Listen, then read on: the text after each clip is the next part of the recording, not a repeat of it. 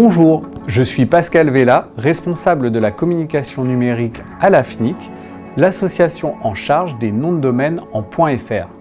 Dans cette vidéo, nous allons aborder la place que devraient prendre les réseaux sociaux au cœur de votre stratégie numérique. Depuis 20 ans, les médias sociaux ont connu une croissance fulgurante. Aujourd'hui, ils sont incontournables et rythment notre quotidien.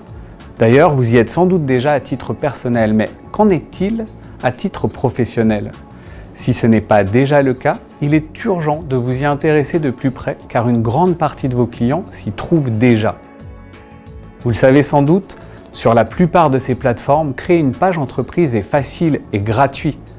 En revanche, c'est un peu plus difficile d'y être visible et d'y générer du chiffre d'affaires. Il faut garder en tête que les principaux réseaux sociaux appartiennent aux géants du web. On les appelle les GAFAM. Ce sont eux qui fixent les conditions générales et les règles d'utilisation pour chacune de ces plateformes. Ce sont également eux, ou plutôt leurs algorithmes, qui décident de la façon dont chaque information publiée s'affiche pour chaque utilisateur. En tant qu'entreprise, vous devez donc vous plier à ces règles pour être visible dans les fils d'actualité de vos clients. N'oubliez pas que sur les réseaux sociaux, vous n'êtes propriétaire ni de l'espace, ni même des contenus que vous y publiez. Si demain la plateforme ferme, vous perdrez tout. Cela n'empêche qu'aujourd'hui, il faut tout de même être présent sur ces fameux réseaux sociaux. Mais il est nécessaire de les aborder en tant que complément à vos autres actions de communication. Par exemple, il vous faudra également investir dans votre propre site web et ne pas utiliser les réseaux sociaux comme unique canal de communication. L'idéal, c'est de les utiliser comme un moyen de conquérir et amener vos clients vers les espaces dont vous êtes réellement propriétaire. Votre site web, votre blog ou votre site e-commerce. Mais alors comment peut-on y conquérir de nouveaux clients? Eh bien la réponse est assez simple, avec un maximum de contenus originaux. Des publications exclusives et authentiques, des contenus humains et vrais qui vous représentent le mieux. Et pour cela, il est nécessaire de produire régulièrement des contenus attrayants, adaptés au code et au format de chaque plateforme que vous allez utiliser. Je vous donne un exemple. Sur Instagram, vous pouvez opter pour une image, une vidéo ou une story avec un ton plutôt léger, voire jeune. Alors que sur Facebook, vous utiliserez un ton plus informationnel pour adresser une cible a priori plus âgée. Quant à LinkedIn, son utilisation sera idéale si votre activité se spécialise dans le B2B, c'est-à-dire les relations commerciales entre professionnels. Dans tous les cas, sur ces plateformes qui évoluent continuellement, il vous faudra régulièrement tester les différents formats d'expression possibles, mais également les nouvelles fonctionnalités qui apparaissent pour capter l'attention des utilisateurs. C'est ce qu'on appelle le test and learn. On essaye, on mesure et on apprend en avançant. D'autre part, n'ayez crainte. Il n'est pas nécessaire d'être présent sur tous les réseaux sociaux à la fois. Avant de vous lancer, étudiez-les pour déterminer où se trouvent vos futurs clients, mais aussi pour connaître les types de contenus avec lesquels ils aiment le plus interagir. Attention également à bien rester à l'affût des nouvelles plateformes. Il en apparaît de nouvelles constamment. Qu'elles soient spécialistes d'un domaine précis ou conçues pour des publics particuliers, elles pourraient vous permettre de toucher de nouveaux clients.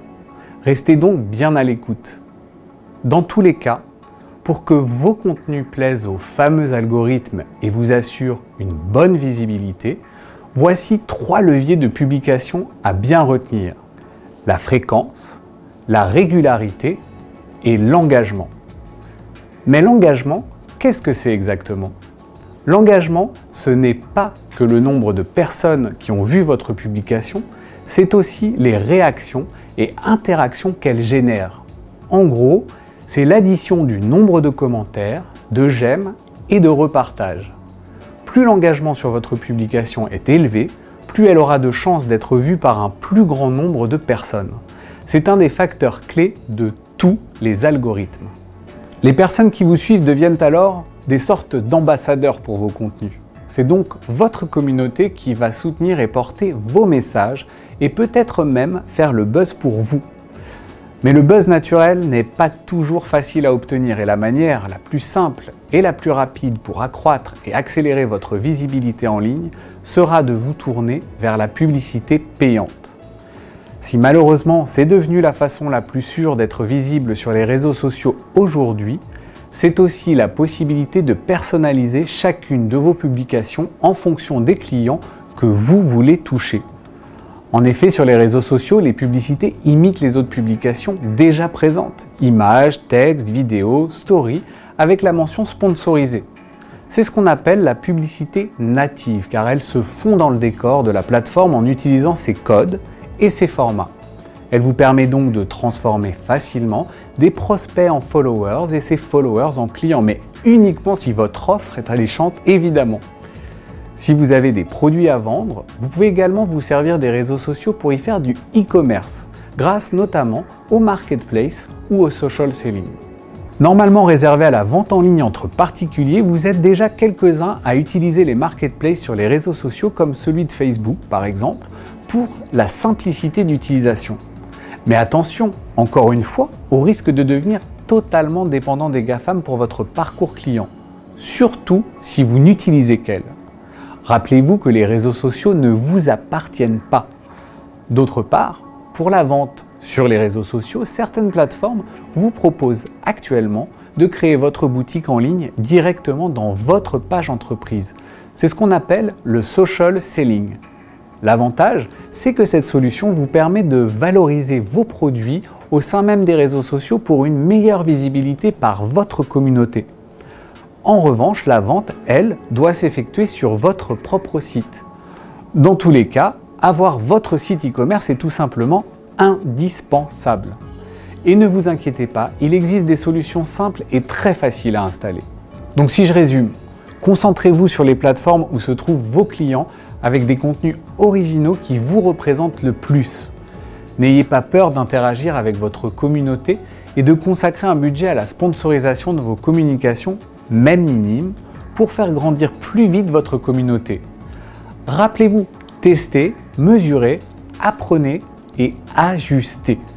Et pour réussir tout cela, il existe de nombreux outils qui pourront vous aider dans la gestion de vos publications et bien sûr suivre tous vos objectifs.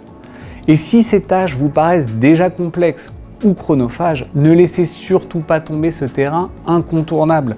N'hésitez pas par exemple à demander l'aide d'un professionnel en faisant appel à un community manager ou une agence de com. Ils pourront vous aider à mettre en œuvre des actions de communication et pourquoi pas à obtenir les faveurs d'un influenceur.